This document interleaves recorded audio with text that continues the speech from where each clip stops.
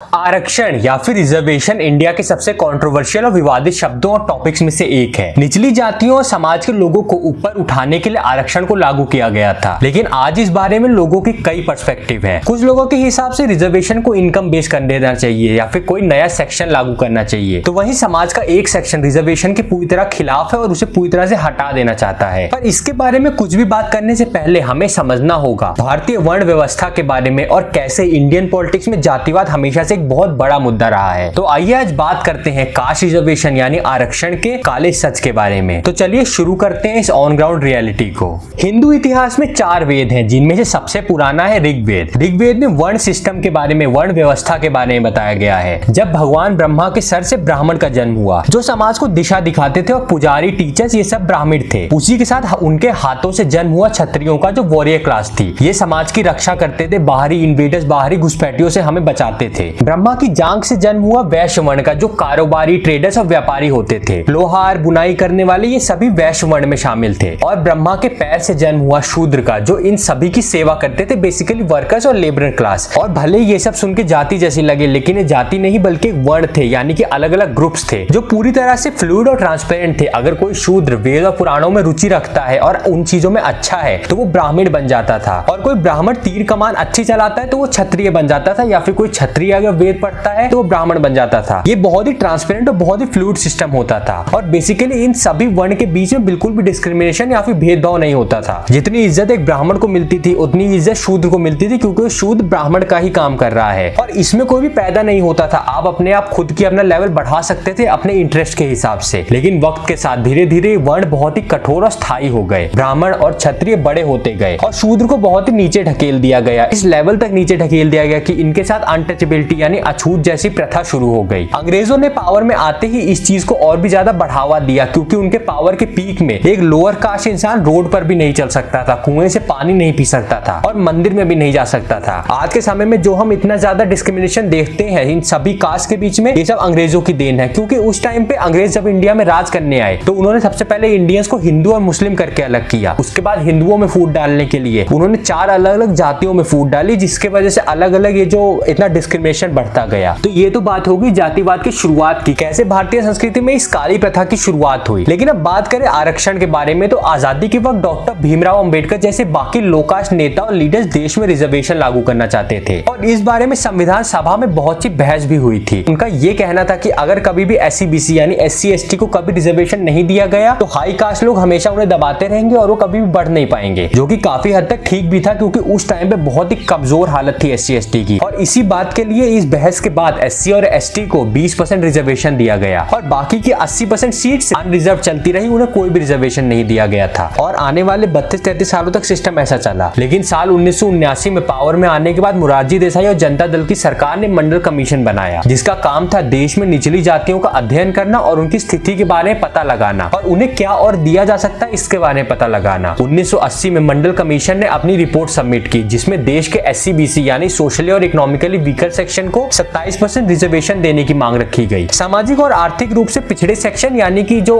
आज के समय में हम OBC अदर बैकवर्ड क्लासेस कहते हैं, वही शामिल होते हैं इन SC/BC में। लेकिन जब तक इस पर कोई फैसला लिया जा सकता तब तक जनता दल की सरकार गिर गई, उनके ऊपर से सपोर्ट हट गया और इस पर कोई भी एक्शन नहीं लिया जा सका। आने वाले 10 सालों में मंडल कमीशन की ये रिपोर्ट एक ठंडे बस्ते में डाल दी गई और कांग्रेस सरकार ने इस पर कोई भी एक्शन नहीं लिया। लेकिन साल 1982 में SC/ST रिजर्वेशन में फैसला किया गया। अभी तक बेसिकली बस एक 20% रिजर्वेशन उनके लिए चलता आया था, लेकिन अब उसे एक ऑर्गेनाइज फॉर्म में रखा गया, जिसमें शेड्यूल्ड कास्ट के सेक्शन को 15% और शेड्यूल्ड ट्राइब के सेक्शन को 7.5% सीट्स उनके लिए रिजर्व कर दी गई। और अब देश में रिजर्वेशन कुल 22.5% हो चुका था, 22.5% हो चुका था। पर साल 1990 में विश्वनाथ प्रताप सिंह यानी VP सिंह और जनता दल की सरकार दोबारा पावर में आई और उन्होंने मंडल कमीशन की रिपोर्ट को लागू करते हुए देश के एजुकेशनल इंस्टीट्यूट्स और हर तरह की नौकरी में 27% सीट्स OBC और SC/BC के लिए रिजर्व कर दिया गया उन सीट्स को। इस रिजर्वेशन की इंप्लीमेंटेशन के बाद सुप्रीम कोर्ट में इस फैसले के खिलाफ बहुत सी PIL दायर हुई, जिसमें अलग अलग लोगों ने इसके खिलाफ केसेस किए थे। लेकिन इतने केसेस और बहुत सारी सुनवाई होने के बाद सुप्रीम कोर्ट ने फैसला किया कि रिजर्वेशन गलत नहीं है। लेकिन उन्होंने रिजर्वेशन के ऊपर 2 बहुत बड़े फैसले लिए, जिसके हिसाब से ये रिजर्वेशन टोटल जितना भी रिजर्वेशन अभी तक 49.5% हो चुका था, वो कभी 50% से ज्यादा नहीं हो सकता, 50% से कम ही रहना चाहिए। और क्योंकि अब सैचुरेशन हिट हो चुकी है 50% की, तो अब इससे ज्यादा और नहीं बढ़ाई जा सकती। और दूसरा कि OBC में सभी को ये सही तरीके से मिले। इसीलिए क्रीमी लेयर का कॉन्सेप्ट लाया गया ताकि कोई भी अमीर या पावरफुल ग्रुप इसका गलत इस्तेमाल न कर सके। जब ये सिस्टम इंप्लीमेंट किया गया तो इसका एक क्लियर पर्पस था सोशल इक्वलिटी को बढ़ावा देना। जो लोग जनरेशन से एजुकेशन और इकोनॉमिक एडवांसमेंट से वंचित हैं, उनको एक मौका देना ताकि वो समाज के मुख्य धारा में आ सके। हर इंसान को एक फेयर अपॉर्चुनिटी मिले और कास्ट के नाम पर कोई भी भेदभाव ना हो। शुरुआत में ये सिस्टम सिर्फ 10 साल के लिए बनाया गया था ताकि एक लिमिटेड टाइम फ्रेम में बैकवर्ड कम्युनिटीज को अपलिफ्ट किया जा सके। लेकिन जैसे जैसे समय बढ़ता गया, अलग अलग सरकारें इसे अपने फायदे के लिए यूज करती गई, बोलती गई हम ये बढ़ा देंगे, हम वो बढ़ा देंगे, और इसी वजह से पिछले 35 सालों से ये सिस्टम अभी भी चल रहा है, जिसने आज समाज की अच्छाई में तो ज्यादा कुछ बढ़ावा नहीं दिया है, बल्कि समाज के एक डार्क सेक्शन को और ज्यादा बढ़ा दिया है। वहीं दूसरी तरफ जो लोग पहले ही इस चीज की एडवांटेज ले चुके हैं, उन्हीं की फैमिलीज को बार बार इसका फायदा मिलता है। लेकिन बात करें इस रिजर्वेशन के कुछ बहुत बड़े घाटों के बारे में, तो सबसे बड़ा इसका क्रिटिसिज्म का पॉइंट ये निकलता है कि reservation system merit based selection को अफेक्ट करता है। बहुत से टैलेंटेड स्टूडेंट्स और जॉब एस्पिरेंट जो कि जनरल कैटेगरी से बिलोंग करते हैं, वो हाई स्कोर्स, उनके अच्छे स्कोर आने के बावजूद भी पीछे रह जाते हैं और उन्हें नौकरी नहीं मिल पाती, और इस वजह से फेयर कंपटीशन खत्म होता जा रहा है। और उसी के साथ आज के जमाने में पॉलिटिकल पार्टीज ने रिजर्वेशन को एक वोट बैंक स्ट्रेटजी बना दिया है। हर पार्टी कास्ट बेस्ड सिस्टम को यूज करती है अपने फायदे के लिए, जिनको कुछ भी डेवलपमेंट नहीं मिल रहा, लेकिन वोट के नाम पे वो अपने आप को दिखाती है कि हम ओबीसी सपोर्टिंग पार्टीज हैं। उसी के साथ आज रिजर्वेशन का बेस कास्ट है, लेकिन एक और बहुत बड़ा इशू ये है कि इकोनॉमिक स्टेटस को इग्नोर किया गया है। ऐसे लोग जो ओबीसी या SC/ST कैटेगरी में बिलोंग करते हैं, लेकिन फाइनेंशियली बहुत अच्छे हैं, उनकी हालत बहुत अच्छी है, कुछ जनरल कैटेगरी से भी अच्छी है, तो उनको इन सब से निकाल देना चाहिए कैटेगरी से। लेकिन कुछ पुअर इंडिविजुअल जो कि जनरल कैटेगरी में मौजूद हैं, लेकिन उनकी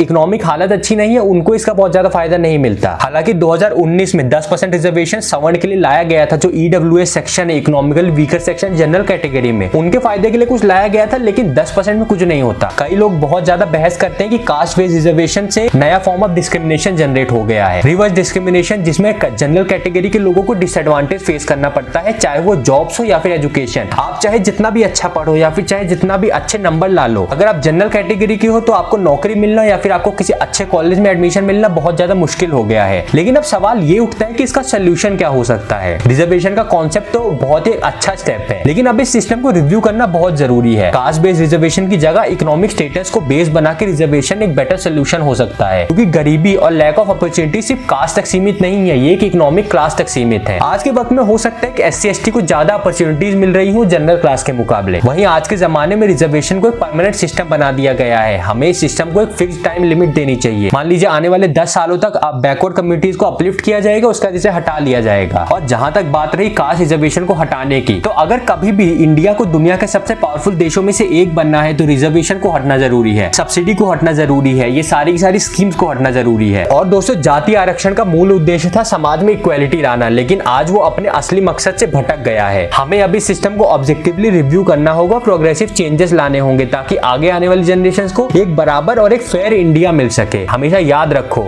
एक देश जो इक्वालिटी पे फोकस करता है वही असली डेवलपमेंट कर सकता है। तो दोस्तों, यही थी कहानी इंडियन कास्ट रिजर्वेशन की। आप इसके बारे में क्या सोचते हैं मुझे कमेंट करके जरूर बताइएगा। और अगर आपको वीडियो पसंद आए तो वीडियो को लाइक और शेयर कीजिए। ऐसी और भी वीडियोस देखने के लिए हमारे चैनल सब्सक्राइब करना मत भूलना। और मिलते हैं ऐसे ही किसी और भी वीडियो में, तब तक के लिए जय हिंद, वंदे मातरम।